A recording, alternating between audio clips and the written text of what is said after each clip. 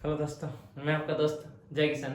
आज हम बात करेंगे इंडियन ज्योग्राफी के बारे में और देखेंगे इंडियन ज्योग्राफी का अपना पहला टॉपिक भारत की स्थिति एवं उसका विस्तार, यानी कि जानेंगे भारत के बारे में कि भारत है क्या। यानी कि आज का हमारा जो टॉपिक है वो है भारतीय भूगोल। भारतीय भूगोल देखिए, जानते हैं भारत के बारे में और भारत है क्या। सबसे पहले देखिए कि भारत कहां पर स्थित है। देखिए, सौर मंडल में टोटल जो है 8 ग्रह उपस्थित हैं और इन्हीं 8 ग्रहों में से अपनी पृथ्वी भी उपस्थित है और पृथ्वी जो है तीसरे नंबर पर स्थित है। और इसी तीसरे नंबर पे जो ग्रह स्थित है यानी कि पृथ्वी, और पृथ्वी के अंदर ही भारत है। लेकिन देखते हैं कि भारत पृथ्वी के अंदर कहां पर स्थित है, यानी कि भारत का अक्षांतर एवं देशांतर विस्तार कितना है। देखिए, मैं यहां बना रहा हूं छोटी सी पृथ्वी। ये अपनी पृथ्वी है। अब देखिए, पृथ्वी के जस्ट मध्य में से एक लाइन खींची गई है, यानी कि काल्पनिक रेखा है ये, और एक इस साइड से खींची गई है। यानी कि ये जो दिशा है अपनी उत्तर, दक्षिण, पश्चिम और पूर्व, ये चारों दिशाएं हैं। अब ये जो लाइन खींची गई है, आड़ी रेखा खींची गई है, ये रेखा कहलाती है अक्षांतर रेखा, अक्षांतर, और ये कहलाती है अपनी देशांतर रेखा। यानी कि ये जो है अपनी, ये है 0 डिग्री अक्षांतर,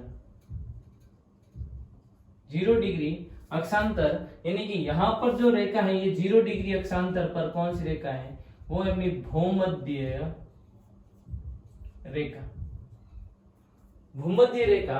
अब इसी रेखा के जब हम ऊपर जाएंगे यानी कि उत्तर की तरफ जाएंगे ऐसे, तो अपना जो सबसे उत्तर में आएगा उसे हम बोलते हैं उत्तरी ध्रुव। और जैसे हम नीचे की तरफ जाएंगे, जो नीचे वाला ध्रुव आएगा उसे हम बोलेंगे दक्षिणी ध्रुव। देखिए, इससे भूमध्य रेखा के थोड़ा सा ऊपर जाएंगे, यानी कि यहाँ पर 23.5 डिग्री, यानी कि किस तरफ जा रहे हैं, उत्तर की तरफ, 23.5 डिग्री उत्तरी अक्षांतर या अक्षांश, 23.5 डिग्री उत्तरी अक्षांश या उत्तरी अक्षांतर पर जो रेखा है वो है अपनी कर्क रेखा, ट्रॉपिक ऑफ कैंसर। इससे कि जब हम नीचे जाएंगे यानी कि दक्षिण की तरफ जाएंगे, भूमध्य रेखा के दक्षिण की तरफ, यहां पर आएंगी 23.5 डिग्री दक्षिणी अक्षांतर। यहां पर जो रेखा आएगी वो आएगी अपनी मकर रेखा,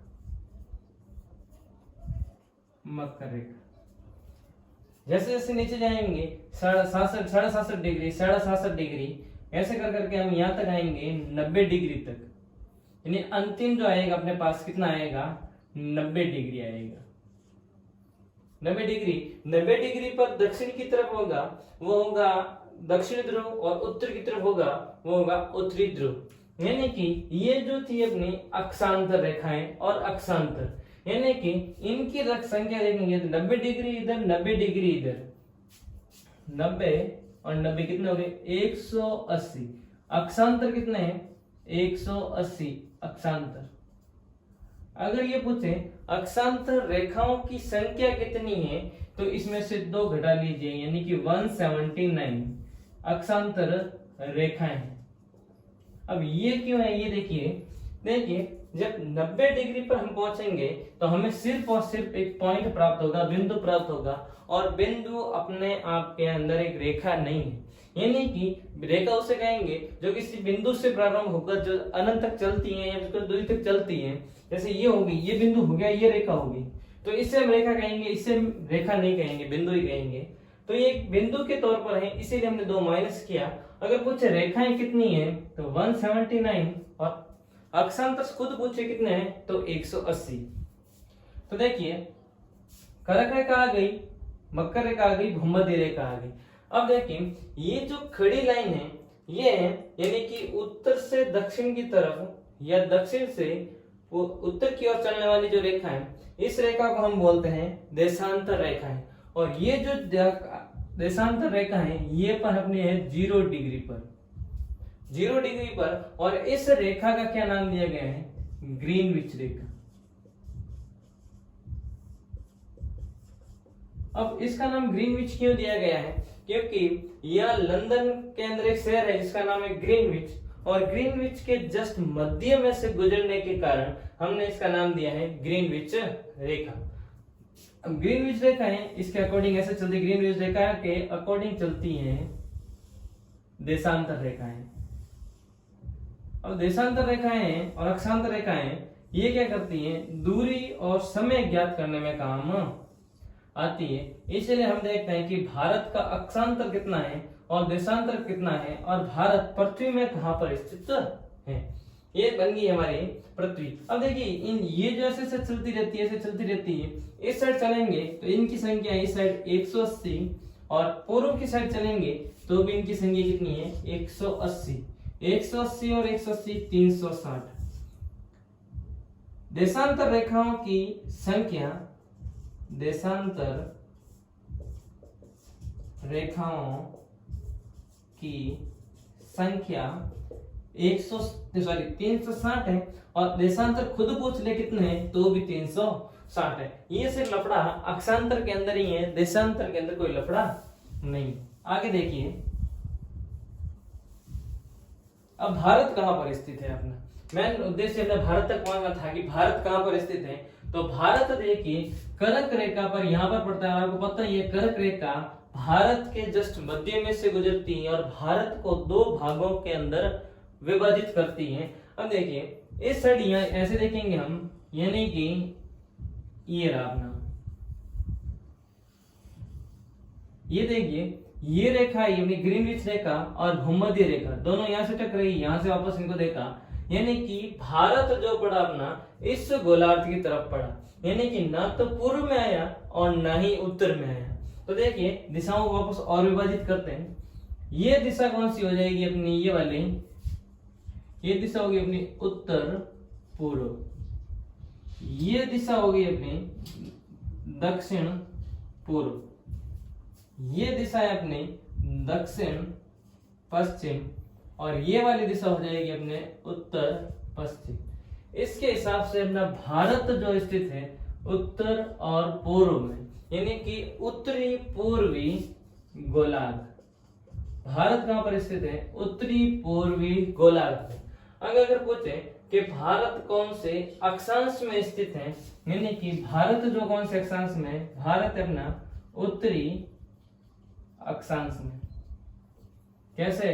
देखिए यहां से ऊपर जाएंगे, भूमध्य रेखा से जस्ट ऊपर गए, यानी कि कौन सी दिशा आ गई? उत्तर दिशा आ गई, इसीलिए कौन सा अक्षांश है?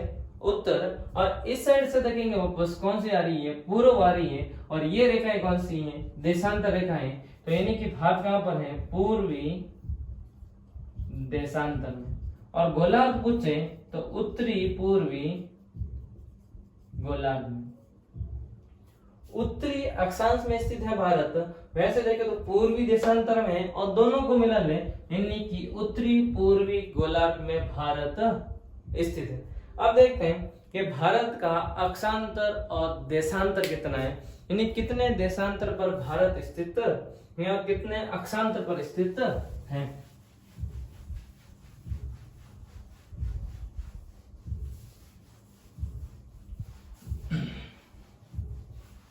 आगे देखिए अब अक्षांतर और देशांतर देख लेते हैं। तो देख लेते हैं भारत के उत्तर के बिंदु, दक्षिण के बिंदु, पश्चिम के बिंदु और पूर्व के बिंदु।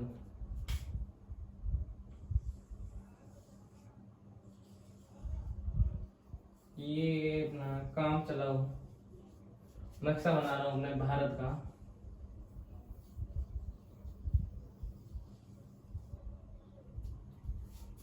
खैर टेढ़ा बन गया लेकिन अपना काम चल जाएगा, क्योंकि अपने को सिर्फ और सिर्फ इनका विस्तार देखना है। दिशाएं ध्यान में रखनी है, कौन सी दिशा कहां पर स्थित है। ये दिशा हो गई उत्तर, ये दक्षिण ये वापस पश्चिम और ये होगी पूर्व। ये दिशाएं हैं, चारों दिशाएं। अब देखिए भारत का उत्तर से दक्षिण की तरफ विस्तार कितना है, यानी कि दक्षिण की तरफ देखेंगे, यहां से भारत का अक्षांतर पड़ता है 8 डिग्री 4 मिनट से भारत शुरू होता है और यहाँ पर अंतिम बिंदु आता है, भारत का अंतिम बिंदु आता है 37 डिग्री 6 मिनट। यानी भारत का जो अक्षांतरीय विस्तार पूछे कितना है, 8 डिग्री 4 मिनट से 37 डिग्री 6 मिनट तक भारत का अक्षांतरीय विस्तार है। अब देशांतरीय विस्तार कितना है, देशांतरीय विस्तार अपना 68 डिग्री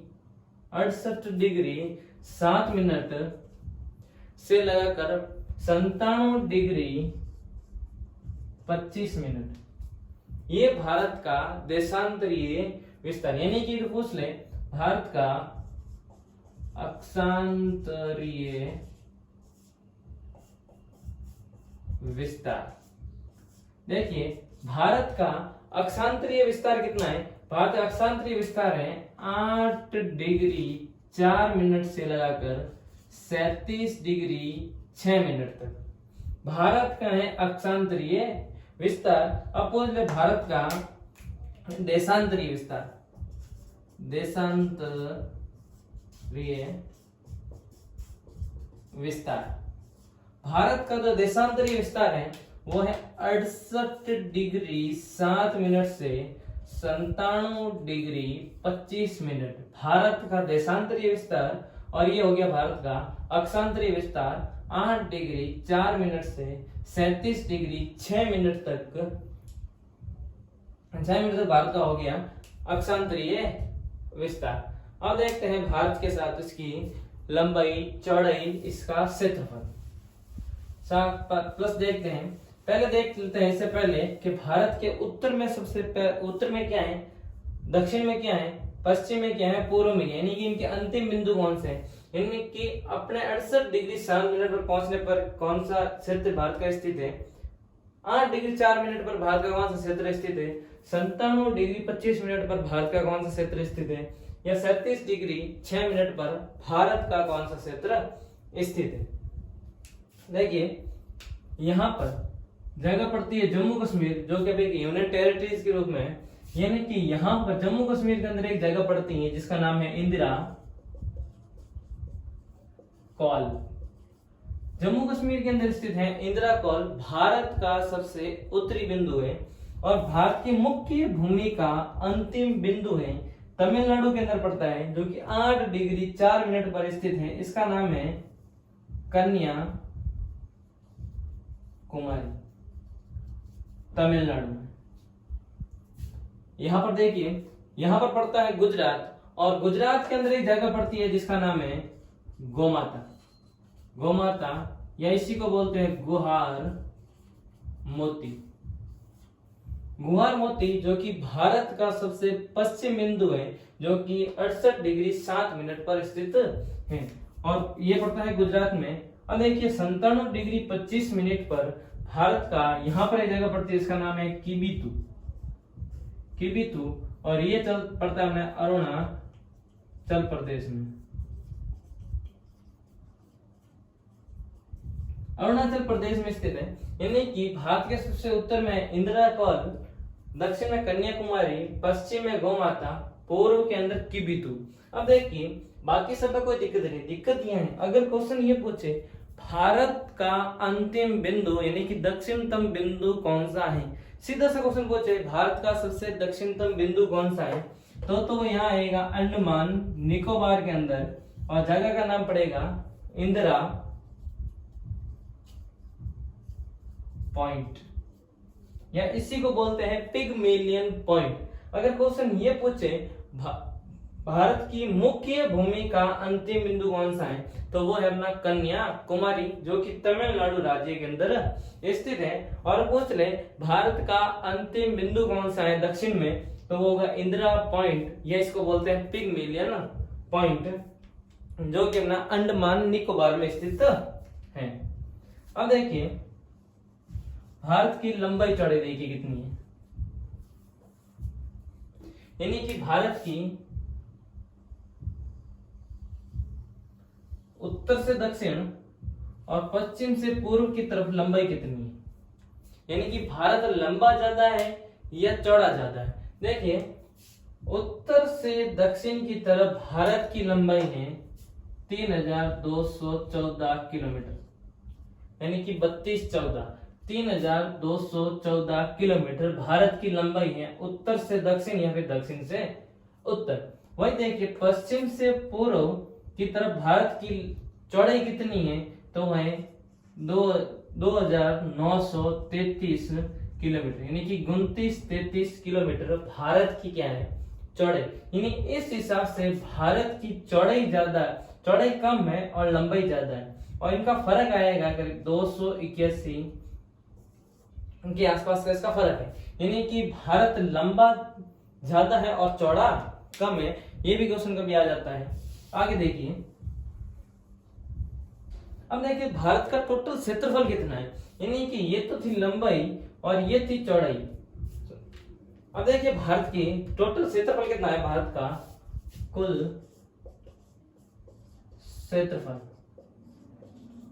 भारत का टोटल क्षेत्रफल कितना है, तो बहुत ही सिंपल है। इनका क्षेत्रफल 32,87,263 वर्ग किलोमीटर, ये इसी को बोलते हैं किलोमीटर स्क्वायर। 32,87,263 वर्ग किलोमीटर भारत का पूरा क्षेत्रफल। अब देखिए, अब बात करते हैं भारत के पड़ोसी राज्य कौन कौन से हैं, पड़ोसी देश कौन कौन से हैं और किस किस की सीमा किससे लगती है। भारत के देखते हैं स्थल की सीमा की लंबाई कितनी है, समुद्र की सीमा की लंबाई कितनी है। आगे देखिए भारत का पड़ोसी देश देखते हैं, तो भारत के पड़ोसी देश देखिए, यहां पर एक देश पड़ता है जिसका नाम है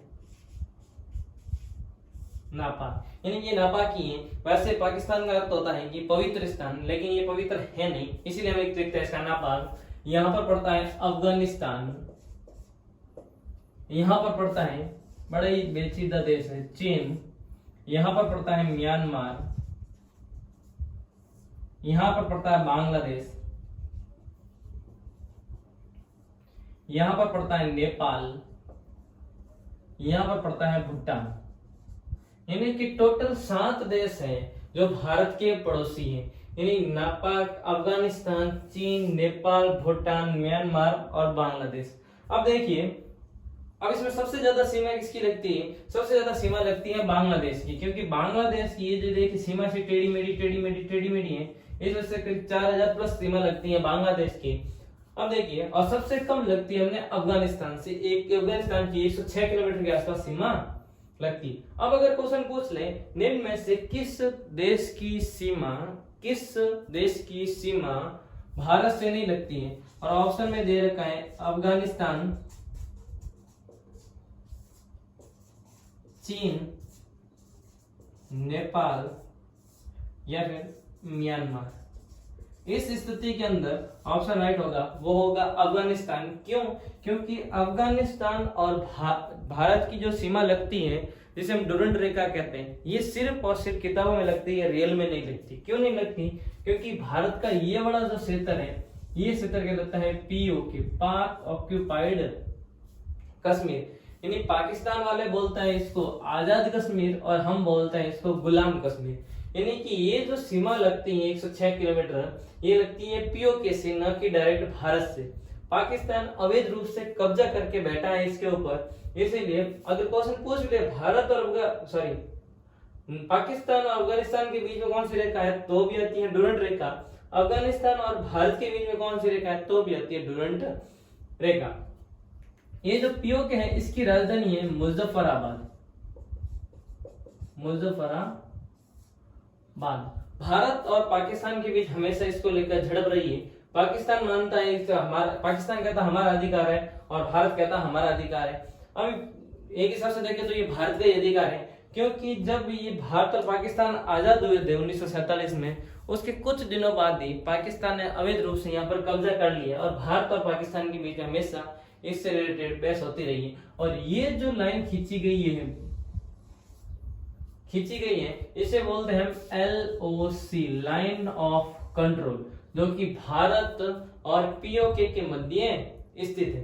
और देखिए भारत और पाकिस्तान के बीच में ये जो रेखा खींची गई है, भारत और पाकिस्तान के बीच में ये जो लाइन खींची गई है, बॉर्डर खींची गई है, इसका नाम है Radcliffe line, Radcliffe रेखा।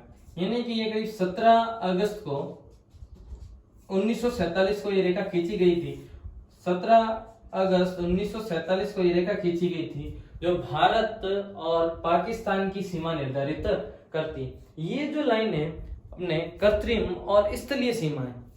भारत और पाकिस्तान के बीच में जो सीमा है एक पूर्ण रूप से कृत्रिम और स्थलीय सीमा है। अब देखिए एक दो नदी पड़ती है, एक तो पड़ती है रावी और एक है सतलज। सतलज,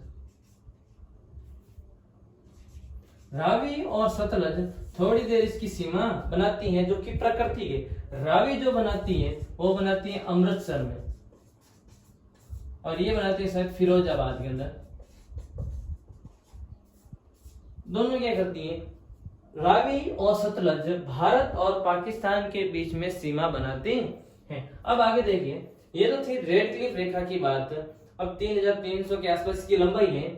रेड क्लिफ रेखा हो गई। भारत और चीन के बीच में देखिए, ये जो भारत और चीन के बीच में जो रेखा खींची गई है इसका नाम है मैकमोहन रेखा। मैकमोहन रेखा है जो भारत और चीन के मध्य स्थित है और भारत और चीन की सीमाओं का निर्धारण करती है। भारत इस रेखा को लीगल मानता है जबकि चीन इसको अनलीगल मानता है। चीन ये कहता है नहीं, ये लाइन यहाँ तक नहीं थी बल्कि थोड़ी आगे थी। इसी वजह से भारत और चीन के मध्य वैसे हमेशा झड़प रहती है। अब देखिए भारत का ये वाला हिस्सा चला गया पीओके के अंदर, और ये वाला चीन है, ये वाला हिस्सा है जो अक्सर चीन के अंदर स्थित है।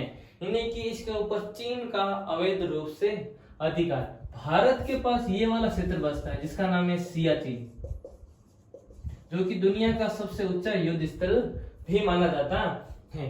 ये वाला चीन, ये वाला हिस्सा हो गया अक्सर चीन, और ये वाला हो गया पीओके। बीच में जो बसता है वो बसता है भारत का। लेकिन भारत को और हम सबको उम्मीद है कि आज नहीं तो कल मोदी सरकार इसको वापस ले ही लेगी। ये हो गया नेपाल, भूटान, म्यांमार, बांग्लादेश। देखिए पड़ोसी देश है, पड़ोसी देश की राजधानी देखिए, इनकी राजधानी भी जरूरी है।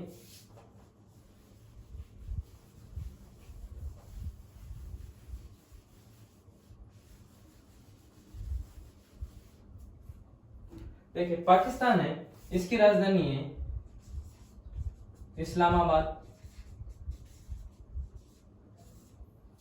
अफगानिस्तान है, अफगानिस्तान की राजधानी है काबुल। काबुल। चीन है, इसकी राजधानी है बीजिंग। नेपाल है, नेपाल की राजधानी है काठमांडू। भूटान है, इसकी राजधानी है थिम्पू।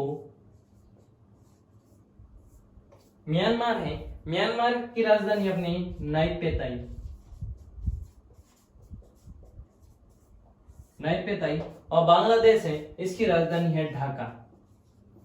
यह भारत एवं भारत के कुछ पड़ोसी देश थे। अब देखिए ये तो थी स्थलीय सीमा की बात, यानी कि स्थलीय सीमा के साथ भारत के पड़ोसी देश है, और स्थलीय सीमा की लंबाई यानी राजस्थान से यहां तक पूरा लगा के पश्चिम बंगाल तक जो स्थलीय सीमा की लंबाई है भारत की, मैं लिख रहा हूं स्थलीय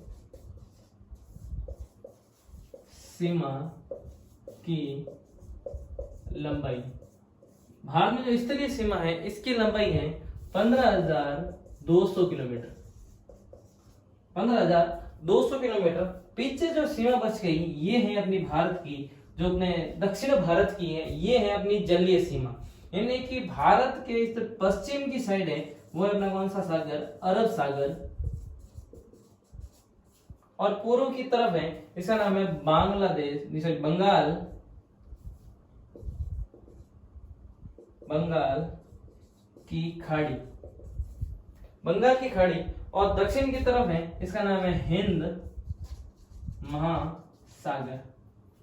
यानी कि भारत तीन ओर से समुद्र से घिरा हुआ है, अरब सागर, हिंद महासागर और बंगाल की खाड़ी। और हिंद महासागर एकमात्र ऐसा महासागर है जिसका नाम किसी देश के ऊपर पड़ा है, और वो पड़ा हुआ है भारत के ऊपर, इंडिया के ऊपर। यहाँ देखिए भारत, अभी हमने कहा भारत इंडिया, यानी कि भारत का दोनों नाम है, इंडिया भी है और भारत भी है। और अपने संविधान का पहला अनुच्छेद भी यही कहता है, भारत अर्थात इंडिया राज्यों का संघ होगा, राज्यों का संघ होगा।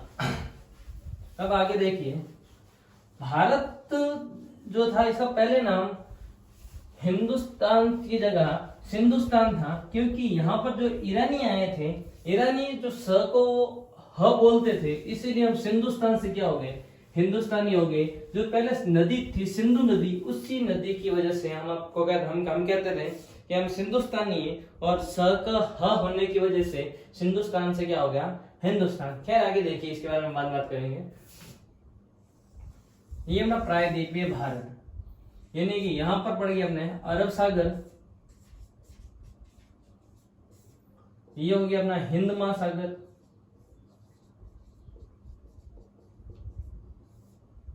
और ये हो गया अपना बे ऑफ बंगाल, बंगाल की खाड़ी।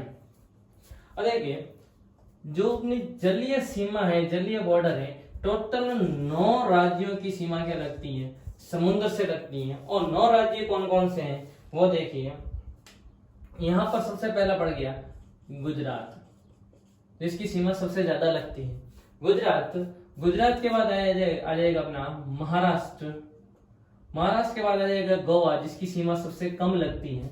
गुजरात, महाराष्ट्र, गोवा, उसके बाद आएगा अपना कर्नाटक, कर्नाटक, उसके बाद आएगा केरल, उसके बाद आएगा अपना तमिलनाडु,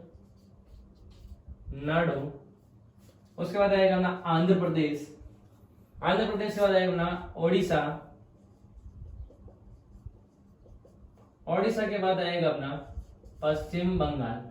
यानी कि गुजरात 1 2 3 4 5 6 7 8 9 राज्यों की सीमा क्या होती है भारत के अंदर, समुद्र से लगती है। वही देखें सबसे ज्यादा सीमा किसकी लगती है, यानी कि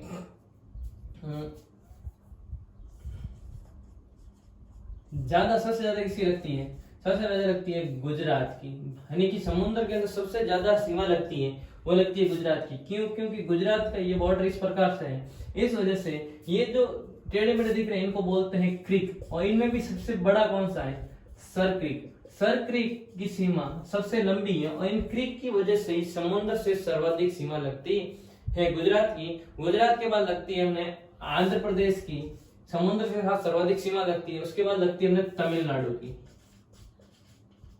ये 3 राज्य है, सबसे ज्यादा गुजरात की, आंध्र प्रदेश की, तमिलनाडु की। और सबसे कम किसकी लगती है, अपना वही जो सबसे छोटा है उसकी सबसे कम, और सबसे छोटा है गोवा। उसके बाद लगती है पश्चिम बंगाल की, और उसके बाद लगती है कर्नाटक की। ये जो है कुछ राज्य है जिनकी सीमा सबसे कम समुद्र से लगती है, और ये है इनकी सबसे ज्यादा लगती है। सबसे ज्यादा गुजरात, फिर आंध्र प्रदेश, तमिलनाडु, और सबसे कम लगती है गोवा, पश्चिम बंगाल और कर्नाटक की। इनकी सीमा सबसे ज्यादा लगती है।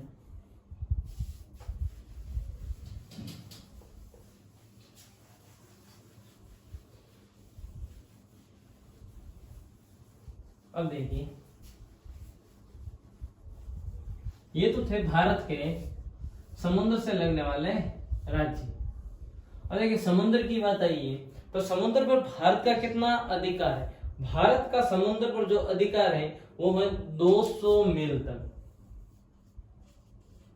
200 मील। ये सिर्फ मील स्थल के नहीं है, ये मील है समुद्री मील, समुद्री मील। और समुद्र का 1 मील और धरातल का 1.8 किलोमीटर बराबर होता है। यानी 200 मील तक भारत का अधिकार है। उसके बाद सब देशों का समान रूप से अधिकार है। यानी 200 मील तक जो भारत की स्थल की सीमा है, जो तट से लगाकर समुद्र के अंदर 200 मील तक, इस क्षेत्र को बोलते हैं अनन्य आर्थिक क्षेत्र। यानी कि समुद्र तट से 200 मील तक भारत का अधिकार है, इसे हम बोलते हैं अनन्य आर्थिक क्षेत्र। वही समुद्र तट से ये 24 और ये 12। अब देखिए इसमें भी कंफ्यूजन है। समुद्र तट से 12 मील तक, ये 12 मील तक भारत का जो अधिकार है, इस क्षेत्र को हम बोलते हैं प्रादेशिक सीमा। प्रादेशिक सीमा। अब देखिए, तट से 24 मील तक, तट से 24 मील तक भारत का अधिकार है, इस क्षेत्र को हम बोलते हैं संलग्न क्षेत्र। ये भी भारत के ही अंडर में है। अब देखिए, यहां तक 200 मील तक पूर्ण रूप से भारत का अधिकार है, भारत में जो चाहे कर सकता है, अपनी गतिविधियां करता है। यानी कि 200 मील से भारत के अंदर से कोई जहाज गुजरेगा तो भारत उससे इतना टैक्स वसूल करता है। अब आगे देखिए, अभी हमने भारत के पड़ोसी देशों की बात की थी, जो कि 7 पड़ोसी देश थे और उनमें से सबसे बड़ा जो था चीन था। अब देखिए, ये जो पड़ोसी देश थे, ये तो थे अपने किसके हिसाब से, स्थल के हिसाब से। अब देखिए, जल के हिसाब से, जल की बात आई है तो जलीय पड़ोसी देश, भारत के जलीय पड़ोसी देश कौन कौन से, जल के हिसाब से पड़ोसी देश कौन कौन से हैं। सबसे पहला अपना आता है वही अपना नेपाल, उसके बाद आता है अपना म्यांमार, म्यांमार के बाद आता है अपना थाईलैंड, जिसे सफेद हाथियों का देश कहते हैं, थाईलैंड। थाईलैंड के बाद में आता है अपना इंडोनेशिया, इंडोनेशिया के बाद आता है अपना श्रीलंका, और श्रीलंका के बाद आता है अपना मालदीव। यानी कि 7 ही अपने स्थल के हिसाब से पड़ोसी देश और 7 ही अपने जल के हिसाब से पड़ोसी देश। यानी कि ये जो है जलीय सीमा के हिसाब से अपने भारत के पड़ोसी देश है। आगे देखिए, अब देखिए, हमने देखी थी पहले 23.5 डिग्री, 23.5 डिग्री उत्तरी अक्षांश है, जिसे हम कर्क रेखा कहते हैं। और मैं बात की थी कि ये भारत के क्या होती है, जस्ट मध्य में से होकर गुजरती है। यानी कि मध्य में से होकर गुजरती है, यानी कि भारत के टोटल 8 राज्यों से,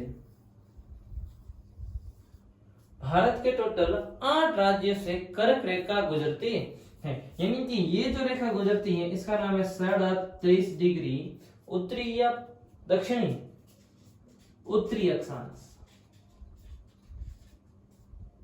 यहां से ये रेखा गुजरती है और सबसे पहला जो आएगा वो अपना आएगा गुजरात, गुजरात से अगर गुजरती है। उसके बाद सबसे कम गुजरती है कहां से, राजस्थान से, यानी कि बांसवाड़ा और डूंगरपुर से अगर गुजरती है, गुजरात, राजस्थान।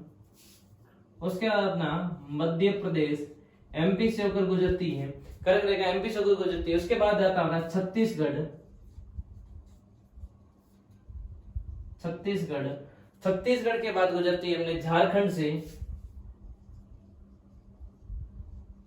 झारखंड के बाद गुजरती है अपने पश्चिम बंगाल से, पश्चिम बंगाल से गुजरती है त्रिपुरा से, और त्रिपुरा के बाद गुजरती है मिजोरम से। यानी कि अंतिम जो राज्य है वो है मिजोरम, और सबसे पहला जो है गुजरात। यानी कि गुजरात, राजस्थान, मध्य प्रदेश, छत्तीसगढ़, झारखंड, पश्चिम बंगाल, त्रिपुरा और मिजोरम से होकर भारत के अंदर से कर्क रेखा गुजरती है, जो कि भारत को 2 भागों में विभाजित करती है। अब कर्क रेखा के उत्तर में जो क्षेत्र है, उस जलवायु है वो है उपोष्ण जलवायु,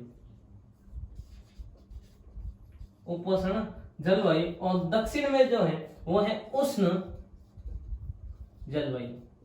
यानी कि जलवायु के हिसाब से भी कर्क रेखा 2 भागों में विभाजित करती है। कर्क रेखा के उत्तर का जो हिस्सा है वो है उपोष्ण जलवायु का, और दक्षिण में है वो है उष्ण जलवायु का।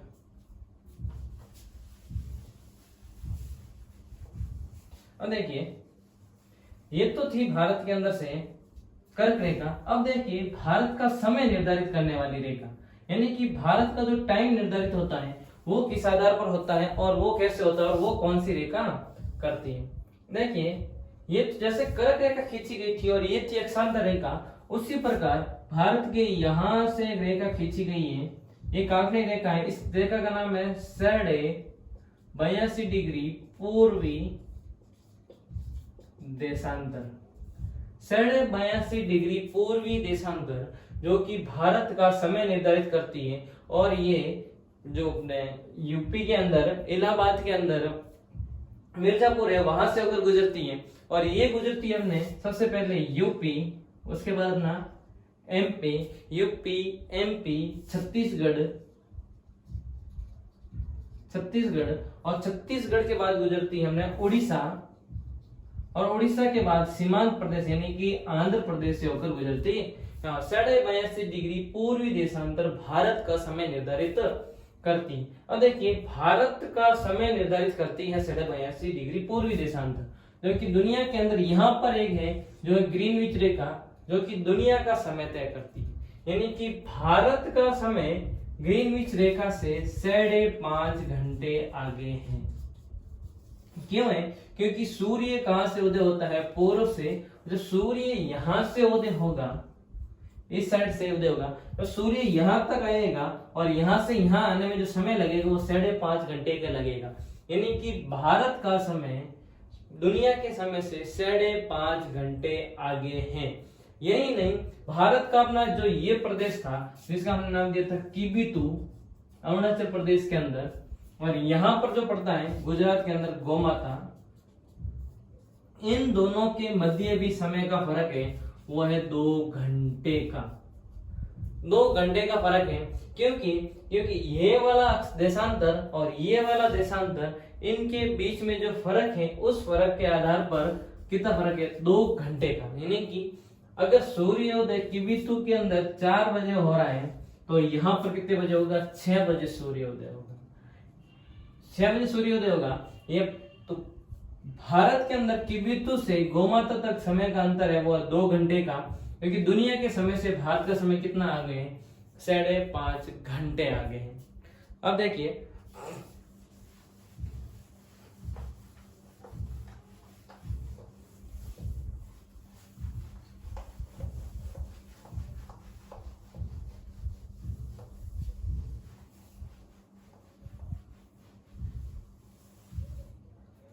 देखिए अब भारत और भारत के पड़ोसी देशों के साथ में कुछ जो विवाद है उनके बारे में देखते हैं, या फिर इनके मध्य, पहले विवादों को छोटी, पहले इनके मध्य देखते हैं कि भी कौन किन किसके मध्य कौन कौन सी चीजें पड़ती हैं। पहले देखते हैं भारत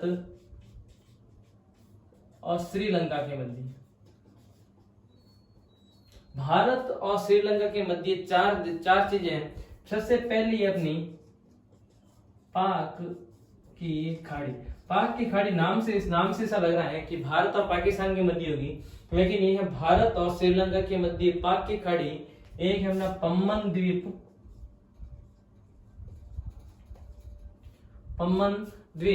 एक है अपना आदम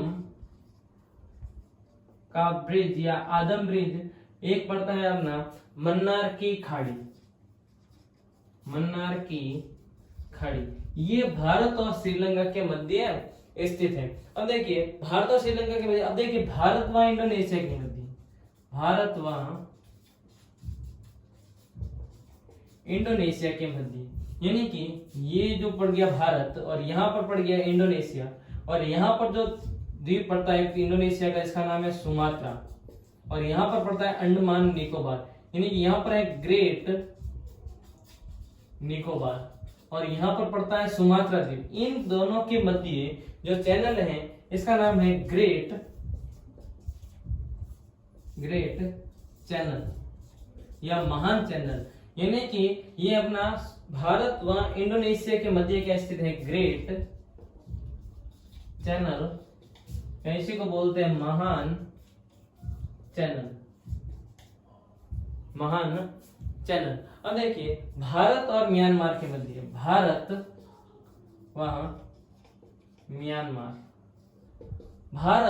व म्यांमार के मध्य है कोको चैनल, या कुछ को बोलते हैं कोको स्टेट। अब भारत और मालदीव के मध्य, भारत और मालदीव के मध्य 8 डिग्री चैनल। 8 डिग्री चैनल क्या करता है? भारत और मालदीव को अलग करता है। ये भारत और श्रीलंका के मध्य पाक की खाड़ी, पम्बन द्वीप, आदम का ब्रिज, मन्नार की खाड़ी, भारत और इंडोनेशिया के मध्य ग्रेट चैनल, भारत व म्यांमार के मध्य कोको स्टेट, भारत और मालदीव के मध्य 8 डिग्री चैनल स्थित है। अब देखिए भारत और म्यांमार के बीच में क्या है? भारत और म्यांमार के बीच में कोको स्टेट है, लेकिन भारत और म्यांमार के बीच में जो कुछ सीमाओं का लफड़ा है वो देखिए।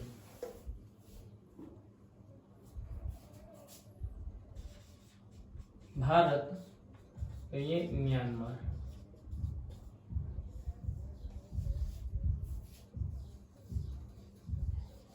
देखिए यानी कि म्यांमार यहां से भारत का पड़ोसी देश है, म्यांमार। देखिए कुछ पहाड़ियां हैं जैसे लुसई है, पटकोई है, आराकान योमा है। जैसे यहां पर पहाड़ी पड़ती है, इसका नाम है लुसई, यहाँ का नाम है पटकोई, यहाँ पड़ती है आराकान योमा। ये कुछ पहाड़ियां हैं जो कि भारत और म्यांमार के मध्य सीमा निर्धारित करती है। इसके अलावा यहां से नदी घाटी आती है, इसका नाम है इरावती नदी। इरावती नदी घाटी भारत और म्यांमार के मध्य सीमा निर्धारित करती है। इसके अलावा भारत और म्यांमार के मध्य मुक्त आवागमन क्षेत्र है। यानी कि मुक्त आवागमन क्षेत्र कैसे है कि भाई आवागमन क्षेत्र या मुक्त आवागमन व्यवस्था कि 16 किलोमीटर तक भारतीय म्यांमार में जा सकते हैं और म्यांमार वाले 16 किलोमीटर तक भारत में आ सकते हैं। यह व्यवस्था आम नागरिकों के लिए नहीं है, बल्कि इस क्षेत्र के अंदर रहने वाले जो आदिवासी लोग हैं उनके लिए है कि भाई ये बिना वीजा के भारत के अंदर 16 किलोमीटर आ सकते हैं और भारतीय बिना वीजा के 16 किलोमीटर तक म्यांमार के अंदर जा सकते हैं। आगे देखिए,